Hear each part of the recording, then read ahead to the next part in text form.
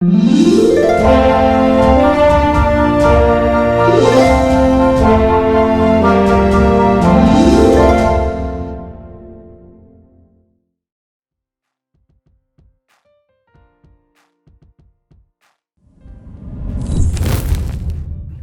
नाव आहे एक था गोल्डी. लेखक अक्षय संत.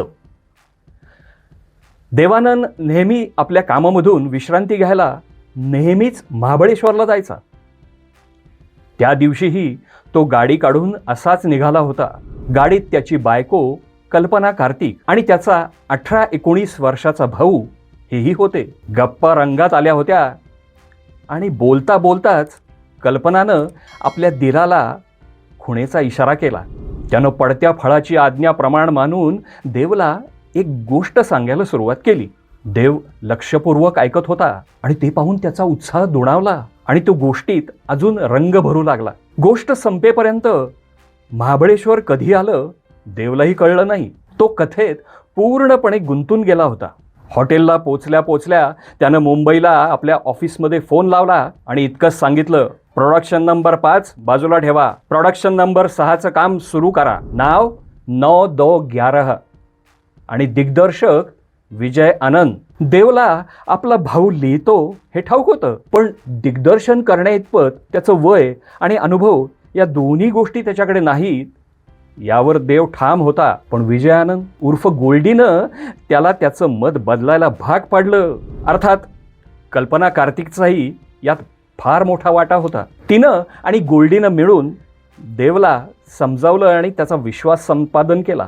गोल्डीनं त्याचा हा विश्वास कायम सार्थ ठरवला. याच 9-2-11 साठी मजरूह साहेबांनी एक गीत लिहिलं, आंखों में क्या जी सुनहरा बादल. गोल्डीनं बोल ऐकता क्षणीच नम्रपणे विचारलं, गीत सुंदर आहे पण यात एक शब्द बदलता येईल का? कारण हे गीत मी रात्री शूट करणार आहे. तेव्हा सुनहरा बादल याच्याऐवजी काही दुसरा शब्द वापरता येईल का? मजरूह साहेबांनी तिथल्या तिथे सुनहरा बादलच्या ऐवजी रुपहला बादल केलं. आपल्या पहिल्याच सिनेमाच्या बाबतीत विचारांची इतकी स्पष्टता असणारा दिग्दर्शक पुढे जाऊन मास्टर ऑफ सॉन्ग पिक्चरायझेशन म्हणून नावाजला गेला. तो त्याच्या याच गुणांमुळे. गाईड हा गोल्डीच्या कारकिर्दीचा कळसाध्याय. गोल्डीच्या दिग्दर्शन प्रतिभेचा मानबिंदू. गाईडला त्यानं स्वतः अक्षरशः तन मन धनानं अर्पण केलं होतं. त्या काळात बर्मंदा आजारी होते आणि त्यांच्या आजारपणामुळे अनेक निर्माता दिग्दर्शकांनी आपल्या सिनेमाचं काम दुसऱ्या संगीतकाराकडे सोपवलं. पण आनंद बद्धू मात्र बर्मंदा बरे होण्याची वाट बघत होते. बर्मंदांनीही मग गाईडचं संगीत अगदी झपाटल्यासारखं पूर्ण केलं. एरवी आपल्या इमेज आणि स्टाईलच्या बाबतीत अतिशय काटेकोर असणाऱ्या देवानंदला चक्क शर्ट इन न करता आणि त्यावरही कडी म्हणजे राजस सुकुमाराला खंगलेल्या साधूच्या रूपात अत्यंत कन्व्हिन्सिंगली पेश करणं, असे चमत्कार गोल्डीच करू जाणे. गोल्डी तिसरी मंजिल बनवत होता. आता त्यावेळची ही गोष्ट. तोपर्यंत शम्मी कपूर आणि ओपीची जोडी म्हणजे एकदम फॉर्मात होती. त्यामुळे शम्मीचा आग्रह होता की सिनेमाचं संगीतही ओपीच करतील. पण गोल्डीनं संगीताची धुरा आरडीकडे सोपवलेली. शम्मीला गोल्डीचा हा निर्णय काही फारसा पटला नाही.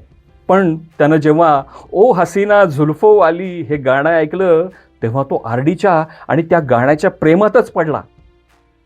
पुढचा इतिहास बच्चाच जाणतो. आरडी, आशा, रफी आणि शम्मी आशा पारेख यांनी अक्षरशः धुमाकूळ घातला आणि या सगळ्यांचा कॅप्टन म्हणून गोल्डीनं एक अजरामर चित्रपट दिला. आज गोल्डी म्हटलं की अनेक रंगचित्रांचा कोलाज डोळ्यासमोर साकार होतो.